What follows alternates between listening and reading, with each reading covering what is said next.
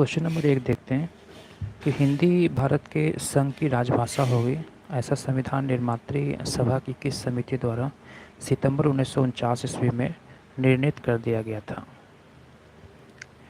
Question एक बार फिर से रिपीट करते हैं कि हिंदी भारत के संघ की राजभाषा होगी, ऐसा संविधान निर्मात्री सभा की किस समिति के द्वारा सितंबर 1949 ईस्वी में निर्मित कर दिया गया था। तो इसका आंसर हो जाएगा सी, ये प्रारूप समिति के द्वारा निर्मित कर दिया गया था।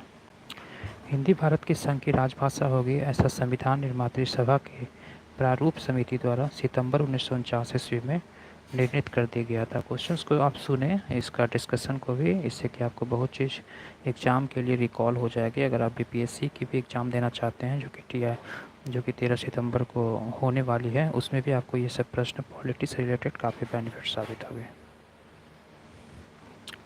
क्वेश्चन नंबर 2 है कि इनमें से कौन कैबिनेट मिशन के सदस्य नहीं थे। पी लॉरेंस, एवी अलेक्जेंडर, जे एंड्रयू या इनमें से कोई नहीं। तो इसका आंसर हो जाएगा, ये नहीं पूछ रहा है, इसे आप गौर करेंगे, जे एंड्रयू जो थे वो संविधान कैबिनेट मिशन के सदस्य नहीं थे।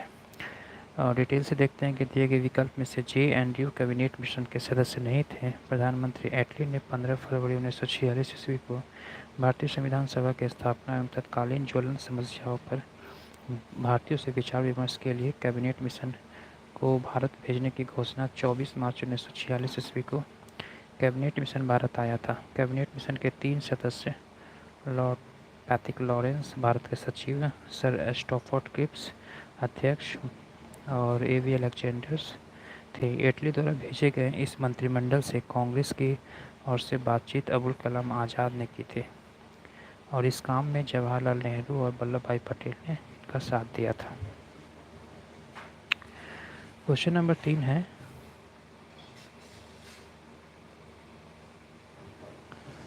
कि वर्ष 1946 ईस्वी में बनी अंतरिम सरकार में डॉक्टर राजेंद्र प्रसाद के पास कौन से विभाग थे। काफ़ी इंपॉर्टेंट क्वेश्चन है और ये रिपीटेड टाइम क्वेश्चन एग्जाम में पूछे जाते हैं, खास करके अगर बिहार के एग्ज़ाम के संदर्भ में देखा जाए तो जैसा कि हमको पता है कि इसका आंसर खाद्य एवं कृषि मंत्री होंगे। यानी 2 सितंबर 1946 ईस्वी को भारत की अंतरिम सरकार का गठन किया गया तथा अंतरिम सरकार में डॉक्टर राजेंद्र प्रसाद के पास खाद्य एवं कृषि विभाग था। 26 सितंबर 1946 ईस्वी को नेहरू ने सभी देशों के साथ राजनयिक संबंधों में शामिल होने के लिए सरकार की घोषणा किया। क्वेश्चन नंबर 4 है कि जवाहरलाल नेहरू की अस्थायी सरकार में श्रम मंत्री कौन थे। तो जवाहरलाल नेहरू की अस्थायी सरकार में जो श्रम मंत्री थे वो बाबू जगजीवन राम थे।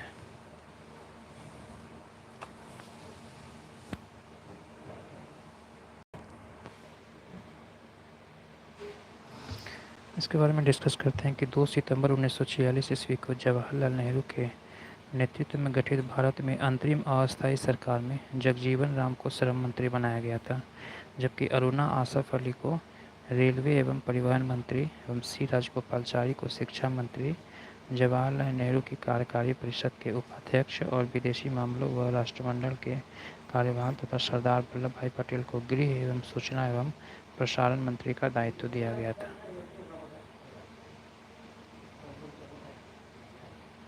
क्वेश्चन नंबर 5, केवल संविधान सभा के सदस्यों के चुनाव में भाग लेने वाले भारत की वयस्क आबादी के मतदाताओं का प्रभावी प्रतिशत क्या था। तो इसका ऑप्शन के अकॉर्डिंग आंसर हो जाएगा 10 से 15%। भारतीय संविधान के सदस्यों में चुनाव में भाग लेने वाले भारत के वयस्क आबादी के मतदाताओं का प्रतिशत 10 से 15% था। भारतीय संविधान सभा की प्रथम बैठक 9 दिसंबर 1946 ईस्वी को नई दिल्ली में अस्थायी अध्यक्ष डॉक्टर सुचितानंद सिंह की अध्यक्षता में संपन्न हुई थी। 11 दिसंबर को डॉक्टर राजेंद्र प्रसाद को संविधान सभा का अस्थायी अध्यक्ष चुना गया और BN राव को संवैधानिक सलाहकार नियुक्त किया गया।